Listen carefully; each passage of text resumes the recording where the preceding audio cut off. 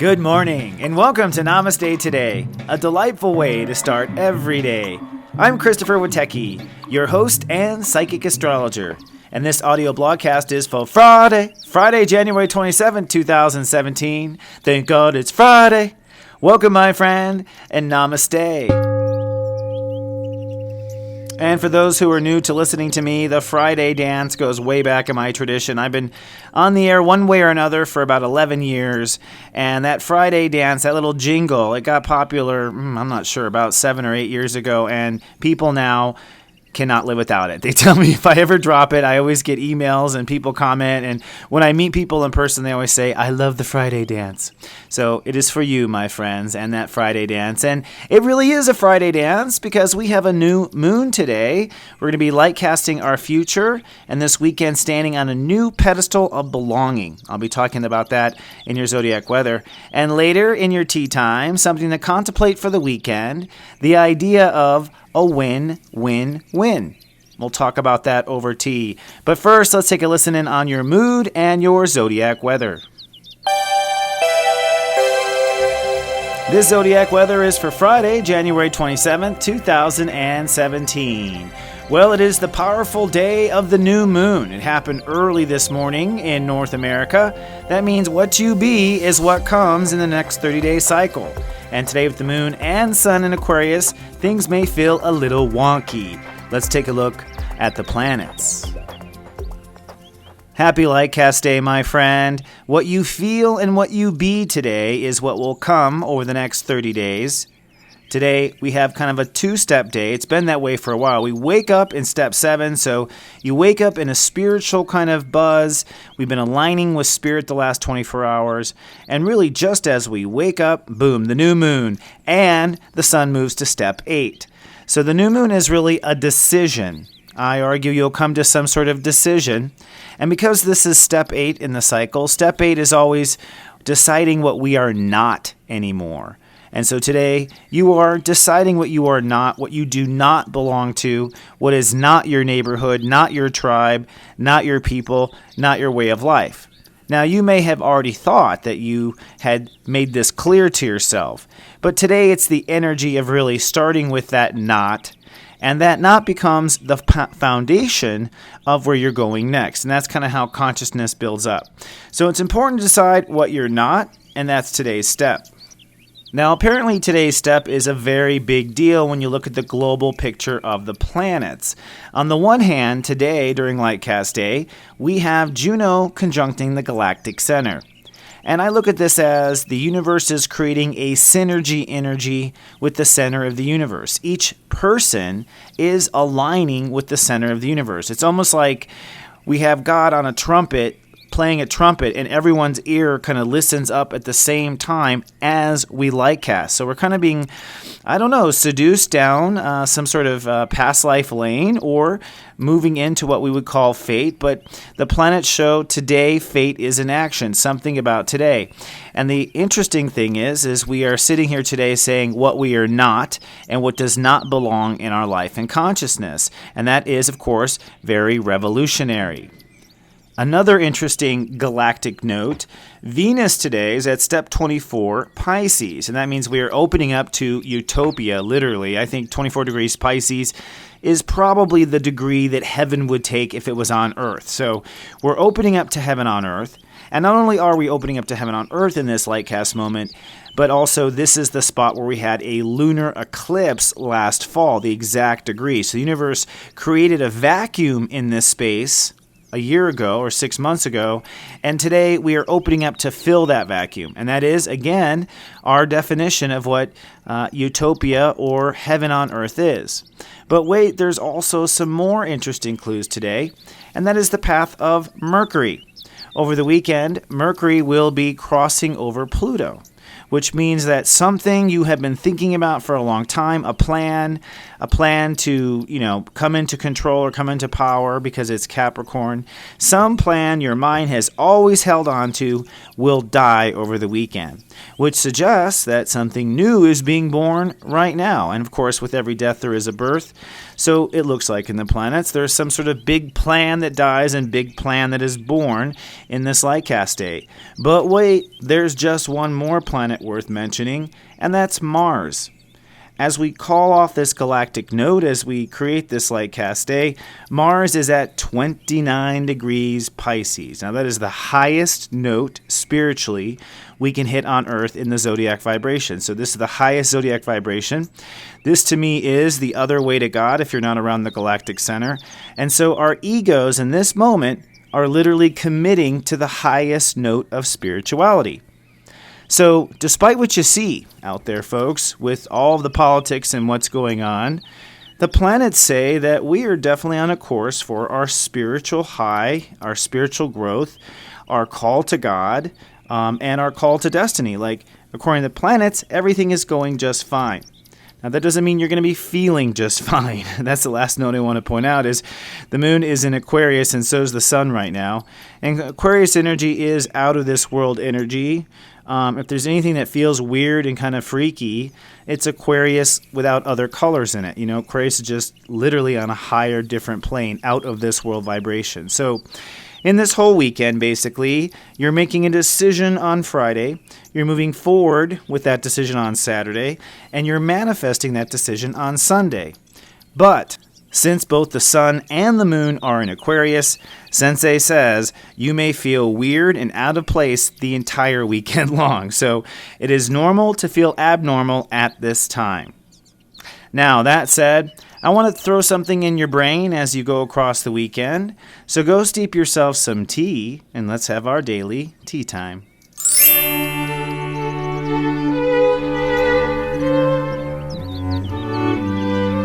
Hello, dear friend, and welcome to our tea time. Today's tea time topic is our spiritual odds. And what I mean by this title is how the odds end up playing out in spirituality. In humanity, right now, the odds pretty much play out win-lose. And actually, I want to do a little history of this. In fact, I think it's kind of defined by the ages. Way, way back in the age of Aries, I think humanity was basically on two odds, either win or die. Okay, like Aries was win or die. Then we moved into the age of Pisces, where humankind kind of set up the spiritual odds as it's going to be either win or lose. And in my humble opinion, the age of Aquarius is about win-win. And you could almost interpret the two wavy lines of the symbol going together, not as a stream of consciousness per se, but as two wins getting along together. A win-win. Literally both sides getting along, both sides getting what they want. Now, I believe that's possible through how humankind is built with God consciousness, and that is by the law of attraction. And we've been discussing that for a while. But today I want to talk about the fact that humanity still is stuck in the age of Pisces and this win-lose mentality.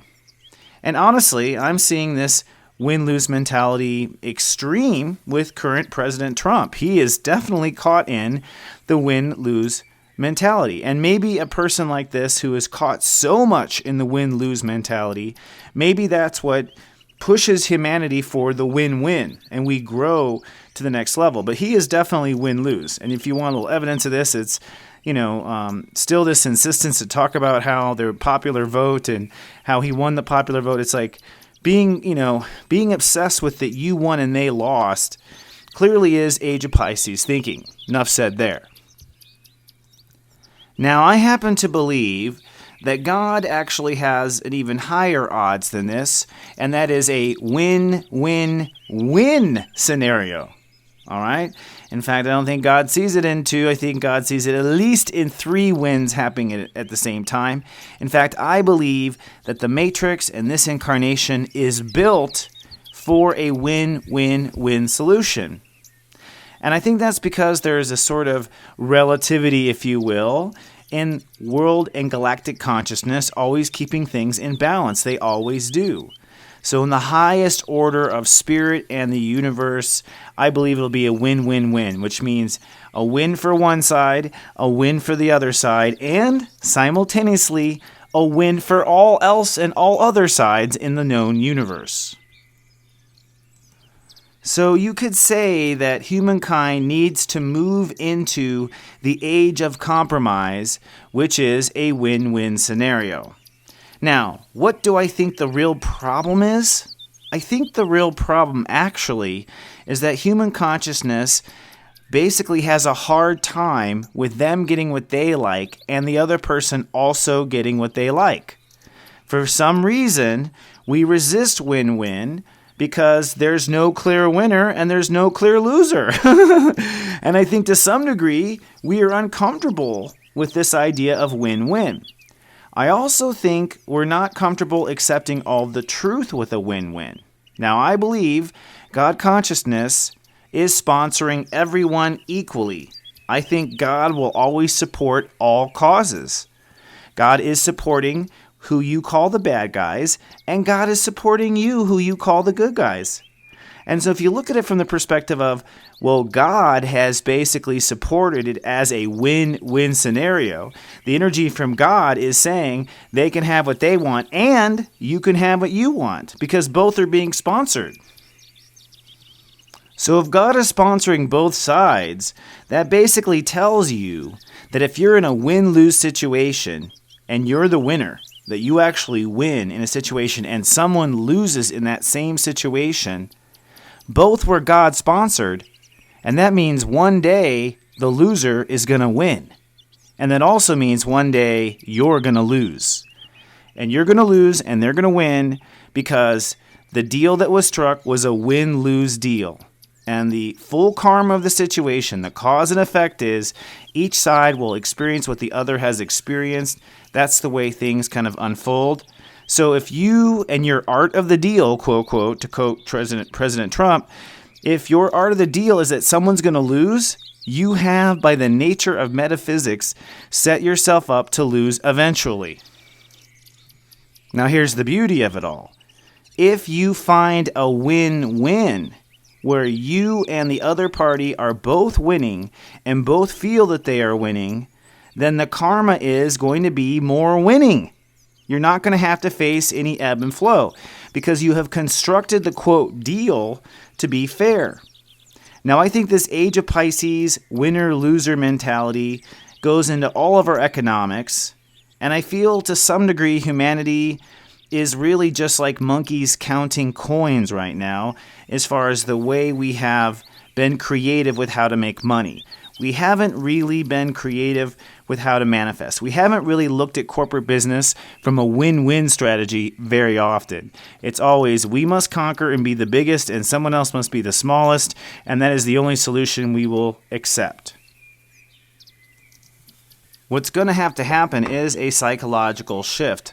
On the one hand, I do believe that some winners aren't happy unless they see losers. And they are stuck in the age of Pisces, and they need to see a loser in the situation in order for them to feel a winner. And that's unfortunate, and that is, I think, what's driving all the cuckoo for Cocoa Puffs billionaires at the very top who seem to feel like they have a right to unite the world under one power, them. It's like, whoa, okay, clearly you only see a win-lose situation. Another aspect, though, too, has to do with the idea and the art of compromise. Now, the age of compromise and the art of compromise is everyone's going to get what they want. So let's use one little example just to chew on for the weekend. The whole Dakota pipeline.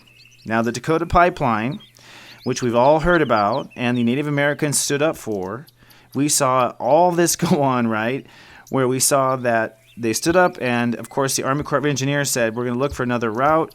And basically, Obama was in support of it going away and was in support of the other one going away. Now we have President Trump who's supporting these going back in. Now, clearly, going back to my model, God wants everyone to get their way.